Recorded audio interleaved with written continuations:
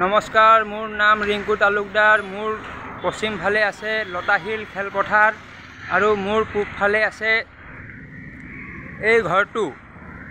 এই ঘৰটোত ৰমেন বৰুৱা নামৰ ব্যক্তিগৰাকী বসবাস কৰিছিলে জীয়ৰীৰ সৈতে।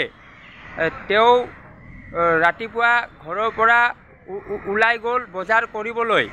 তেওঁ জীয়েকক কৈছে যে মই বজাৰ কৰিবলৈ যাওঁ, আৰু জীয়েক বৰ্ণিকা বৰুৱা তেওঁ কৈছে যে নালাগে মই যাম, তেনেকৈ ক'লে। তাৰপিছত তেওঁ ক'লে মই ঘৰত থাকি বেমাৰী হৈ যাম, মই যাওঁ, এনেকৈ ক'লে। তাৰপিছত তেওঁ বজাৰ কৰিবলৈ গুচি গ'ল, আৰু বজাৰ কৰিবলৈ যাওঁতে তাৰপিছত তেওঁ ঘৰলৈ ঘূৰি অহা নাই। আজি এসপ্তাহ হ'ল, 7 দিন হ'ল, 180 ঘণ্টা পাৰ হৈ গ'ল।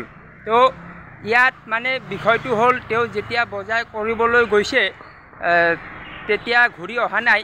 তেতিয়া পৰিয়ালৰ লোকে চিন্তিত হ'ল, আৰু পৰিয়ালৰ লোক বিচাৰ খোচাৰ কৰিলে। বিচাৰ খোচাৰ কৰি নাপাই কিনে লতাশিল আৰক্ষী থানাৰ এটা কমপ্লেইন দিছে যে ৰমেন বৰুৱা বজাৰ কৰিবলৈ গৈ এতিয়ালৈ ঘূৰি অহা নাই। তো ইয়াত মানে মই এতিয়া 2টা পইণ্ট কথা পাতিম। ইয়াত মই ক'ব বিচাৰিম যে এই যিটো সন্ধানহীন হোৱাৰ মানে অভিযোগ, সেই অভিযোগটো তেখেতৰ জীয়ৰীয়ে দিছিলে আৰক্ষী থানাত, লতাশিল থানাত। তো আৰক্ষী থানাৰ কাম হ'ল তেওঁক বিচাৰি দিয়া, আৰু আৰক্ষীয়ে সেই কথাটো সংবাদ মাধ্যমক জনালে। সংবাদ মাধ্যমে সেইটো হৈচৈ লগালে, চিঞৰ বাখৰ কৰিলে। তাৰপিছত আপোনাৰ বিভিন্ন মানে বাতৰি প্ৰচাৰ কৰিলে। সাংবাদিকৰ কামটো হ'ল যে তেখেত সন্ধানহীন হৈছে, সেই খবৰটো ৰাইজক জনাব লাগে। আকৌ পুলিচৰ কাম হ'ল যে তেখেত ক'ত গৈছে, ক'ত আছে, কি হৈছে, সেইটো মানে তদন্ত কৰি সেইটো বিচাৰিব লাগে। এই 2টা বিষয় আছে। এই 2টা বিষয় গুৰুত্বপূৰ্ণ। এই 2টা বিষয় আপোনালোকে জানি লোৱাটো প্ৰয়োজন।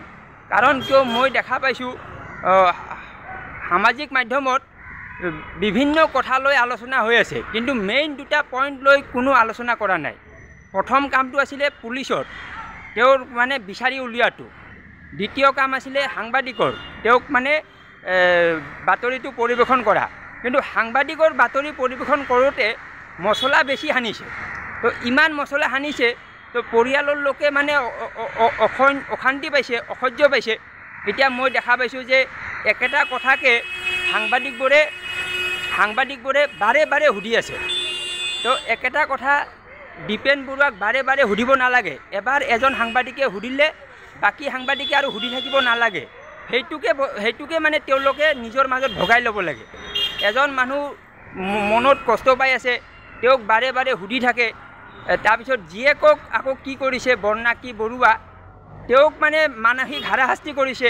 এই আপোনাৰ অতনু ভূঞা সাংবাদিক, তেওঁ মানে কিবা কিবি কথা কৈছে। তেওঁ কৈছে যে ইয়াত ঘৰৰ ভিতৰত মানে চিঞৰ বাখৰ কৰে, কাজিয়া কৰে। তেওঁ যদি এইবিলাক জানিছিল তেওঁ আগত ক'ব লাগিছিল, তেওঁ আগত কোৱা নাই। তেওঁ যদি সাংবাদিক হিচাপে গুৱাহাটীত কোনবিলাক ঘৰত কি চলি আছে তেওঁ যদি জানে, মই তেওঁক আহ্বান জনাম যে আপুনি এতিয়া লগালগ কৈ দিয়ক। আপুনি ঘটনা হোৱাৰ পিছত কৈ থাকে। তো এইটো এটা কথা যে বৰ্ণিকা বৰুৱাৰ ওপৰত মানসিক অত্যাচাৰ চলিছে, কাৰণ তেওঁৰ দেউতাক হেৰাইছে। তেওঁৰতো মনত দুখ লাগি আছে। তেওঁক আপোনালোকে সহযোগ কৰিব লাগে, কিন্তু সহযোগ কৰা নাই। মানে কটা ঘাট মানে নিমখ ঢালি আছে এই সাংবাদিক অতনু ভূঞা। সেইকাৰণে মই ক'ম, অতনু ভূঞাটো নিজেতো মদ খাই বহি থাকে। মই দেখা পাইছোঁ মদৰ দোকানৰ পৰা মদ কিনি থাকে, এইটো মই দেখা পাই থাকোঁ। চিগাৰেট দোকানত গৈ চিগাৰেট খাই থাকে, এইটোতো মই দেখা পাই থাকোঁ। তো এইবিলাক কথা হ'ল কি, আপুনি এতিয়া আপোনাৰ ওপৰত মই অভিযোগ কৰি আছোঁ, আপুনি মদ খাই থাকে।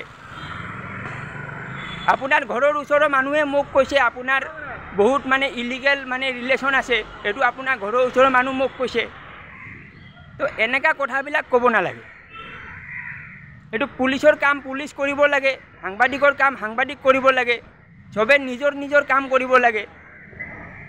কিন্তু এইটো কৰা নাই, নকৰি কিনে উল্টা পুল্টা কাম কৰি আছে। আৰু 7 দিন হৈ গ'ল বিচাৰি পোৱা নাই। এইটোতো প্ৰশাসনৰ ব্যৰ্থতা আছে।